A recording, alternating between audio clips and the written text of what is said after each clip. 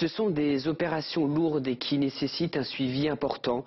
Une greffe ou transplantation consiste à remplacer un organe défaillant par un organe sain. 5000 patients ont pu en bénéficier l'an dernier en France. Si des avancées technologiques sont faites de jour en jour à Nice, les chirurgiens ont recours à des robots moins invasifs pour une meilleure récupération post-opératoire. Karel Perrier. Demain le grand jour, une nouvelle vie. Il peut commencer, recommence. À 41 ans, David Benbassa est un habitué des hôpitaux. À l'âge de 4 ans, sa vie bascule. On lui diagnostique une leucémie. S'ensuivent des longs mois de chimiothérapie avant de replonger 5 ans plus tard dans la maladie.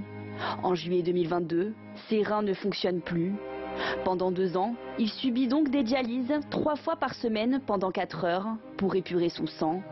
L'hôpital, un lieu aujourd'hui synonyme de souffrance pour ce papa très amaigri.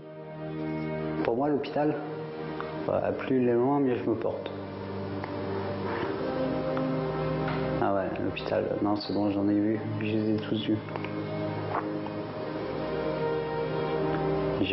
Ouais.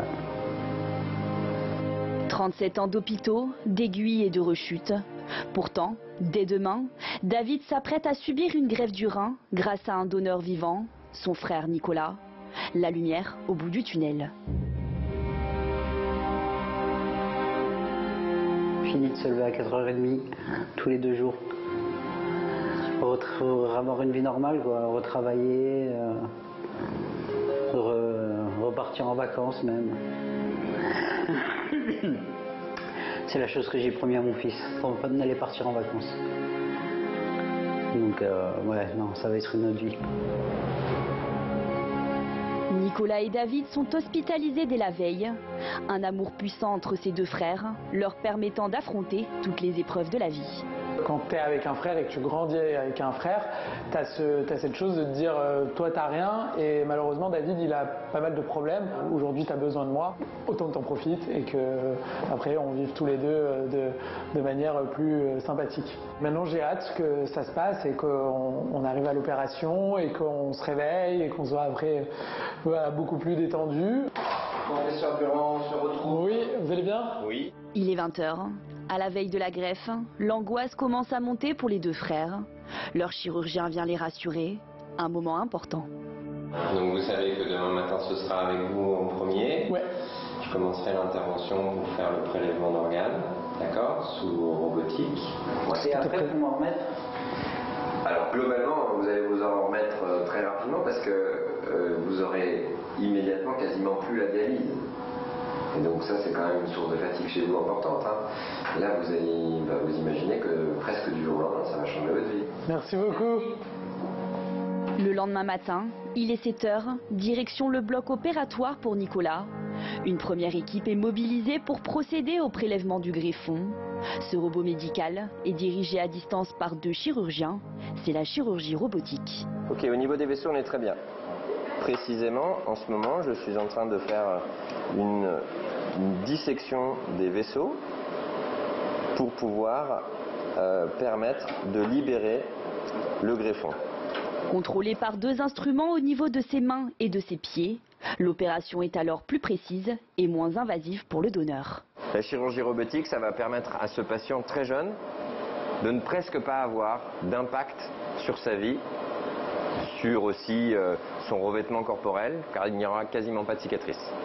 Mais c'est pas qu'esthétique, il n'aura quasiment pas de douleur, pas de perte de sang, donc moins de traumatisme derrière cette intervention. Quelques minutes plus tard, le greffon est prélevé. Ok, doucement, doucement, doucement. Attends, stop, stop. Puis lavé. Le chirurgien quitte alors le robot médical pour s'assurer du bon procédé. Une intervention très minutieuse où chaque minute compte. Ce à quoi on pense surtout, c'est justement que tout soit bien vérifié, que les vaisseaux soient de bonne qualité. Le greffon est ensuite conservé à froid dans cette boîte. Allez, terminé, hop. Puis mis dans un frigo prévu à cet effet. Au même moment, David est également opéré dans un autre bloc opératoire avec une seconde équipe.